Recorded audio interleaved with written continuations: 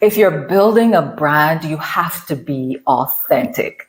How many times have we heard something like that? But what does it really mean? Hey, what's up everyone? Especially to my consultant friends and colleagues. Hi, how are you? I'm Dianne Squires of Dianne and Squires Consulting, where it's all about helping you communicate your brand genuinely to the people you aim to attract and serve. And today's video is all about just that. How to communicate your brand genuinely. So if you're building a product brand, a service brand, your personal brand, or a corporate organizational brand, keep watching.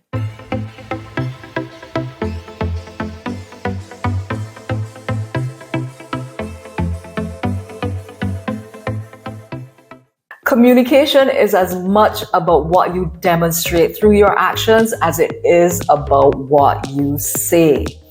And the two really have to align. They absolutely have to align if you are to genuinely communicate. Remember, genuine means truthful, honest, authentic, actual, the real thing. And when I talk about genuine communication, there are three main things that I need. The first thing is demonstrating and saying exactly what your product, your service, your organization, or you as the brand, what you actually do and why. So for example, I am a brand communication consultant, and for any prospective clients who want to know more about me and my services, it's very important for me to be clear on who I offer them to, what kinds of problems that I will solve, and what is my process for doing that. I need to be able to walk a client through, if you have this problem, these are the steps that I will take. There needs to be a very clear process. And this really is about transparency, being able to help people clearly see what they're getting, being able to show what they're getting. And so that's why things like client testimonials are really awesome.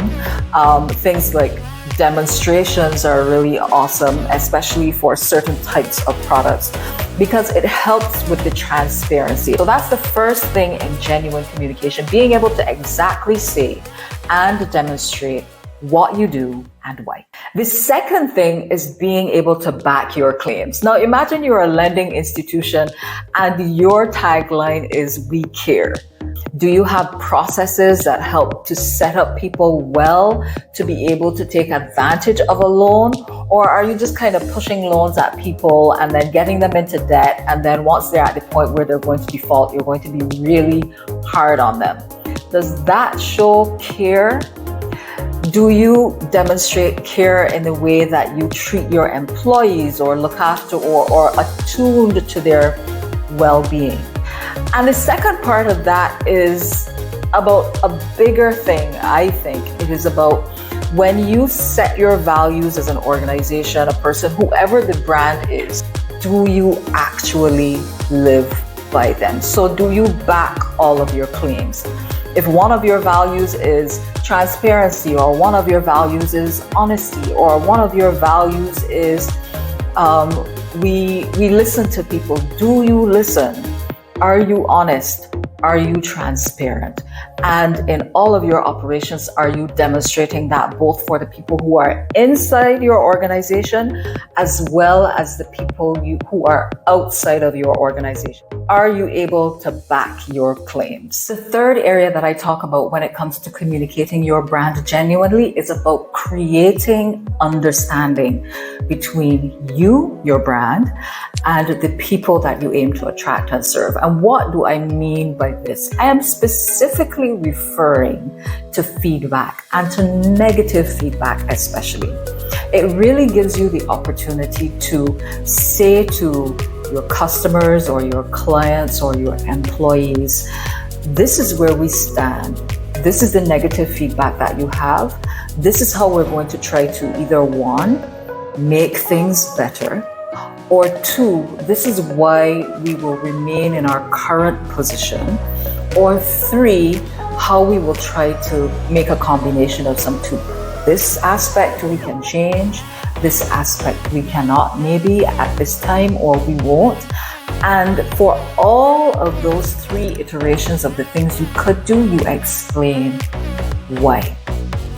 Now, a good example of this is a brand that I really like is Oatly, Oatly, and I wrote a blog post on them some time ago that I'll link in the description box below. Now, Oatly makes oat drink, and the company itself is big on plant-based products, sustainability, and pretty much against animal-based products and the impact that that has on the environment, and specifically carbon emissions. And so for the climate change conference, the UN conference on climate change, COP26, the last one that was held, Oatly sent one of their officers, their chief sustainability officer, to the conference via plane. So obviously aviation is one of those things that, you know, people talk about aviation having about 2.5% of the global carbon emissions, and so there is an impact. So here we are talking about impact on the environment, but sending our chief sustainability officer off on a long haul flight. But they took the time to explain why it was important for them to be represented at that conference, and for the people where there was backlash on social media, for example, they were able to explain what their organization was doing to lower their carbon footprint and over what time frame, so what their plans actually were, in addition to talking about why we felt it was so important for food and food production and its impact on carbon emissions to be on the table at COP26.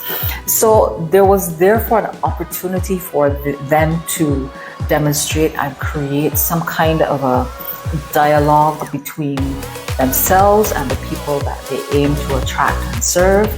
And so that to me was a good example of what we're talking about when I say creating this understanding between your brand and the people it aims to attract. And so that's it for this video. If you like this content, please give it a thumbs up. I would love it if you would subscribe to my channel and join my growing YouTube family. Of course, leave me some comments below to let me know if you think there are any additional things that we should pay attention to if we want to genuinely communicate our brand. And I am so looking forward to the next one. Thank you for watching. Bye-bye.